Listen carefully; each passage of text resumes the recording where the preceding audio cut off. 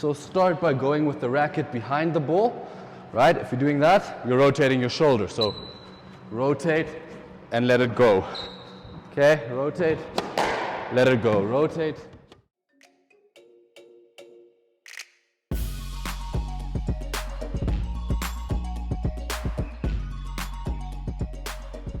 What's up, Squash Force? I'm so excited to finally be back with you guys. I know it's been a while since I dropped a video. Unfortunately, I had quite a serious injury with my arm, so I was out for about 4 months, but I'm back, better than ever, playing squash again, and I'm really excited to be back making some more videos for you guys, okay?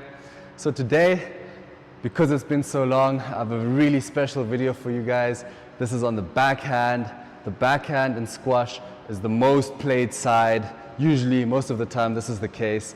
So the better you are on your backhand, the more consistently, it'll give you a good advantage, okay?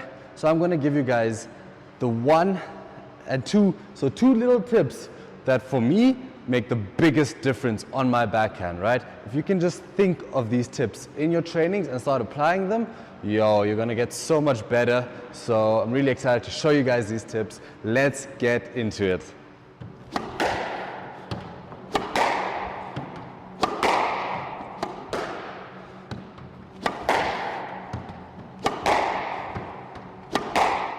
Okay guys, as you know from watching my previous videos, I love to simplify things, okay?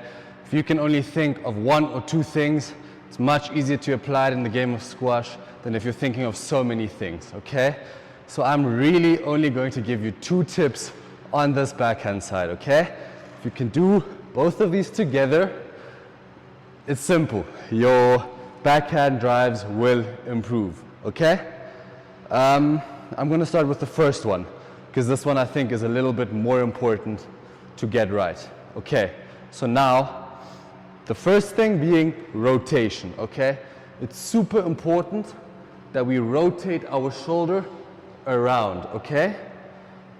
This is how we get power and momentum into our shot. So if we're rotating our upper body and swinging, we can end in a stable position and swing through the ball, and this is where we get our momentum and our power, okay? So we're rotating from this side up until here, so we're stable for the last part of the shot. So imagine I'm not rotating and I'm only starting here to play the shot. What's gonna happen is that I'm gonna rotate like this, okay? So instead of rotating and ending the rotation there, now I'm starting the rotation here and I'm ending it there.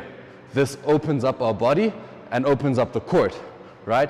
If you're opening up your shot like that, it's so much harder to control the ball down that tight line than to, So if you're doing this, boom, open body, the ball's gonna go all over, but if you're rotating here and you're ending closed, then the odds that your ball come down the drive is much more likely, okay? So this is tip number 1. I'm really gonna exaggerate this now to show you.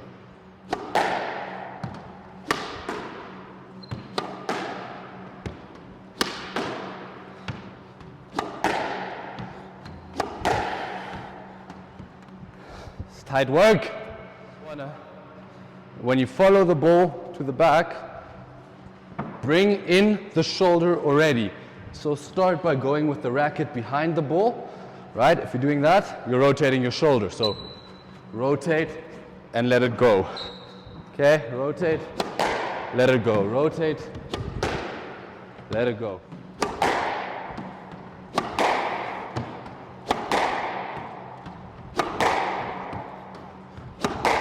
Okay. So very straightforward. If you guys can only choose one of these tips to focus on, definitely start with this one. Just start by rotating that swing. Okay, so now the second tip we use to fall in with this to make sure we have very consistent tight drives is that we follow through straight. Okay, so if I'm rotating and after I play the ball I'm going straight, the rotation and the straight follow through is pretty much a recipe to always hit the ball straight. It's pretty simple, guys. That's why I'm only giving you these 2 tips, okay? So now we're rotating, and we're following through straight, okay? That means we're not letting our upper body go at the end.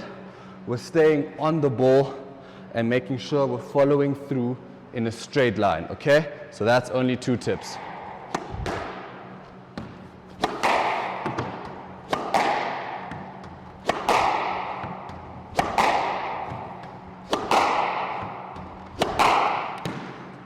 Thank you so much for tuning in, guys. If you haven't done so yet, please like the video, subscribe to my channel.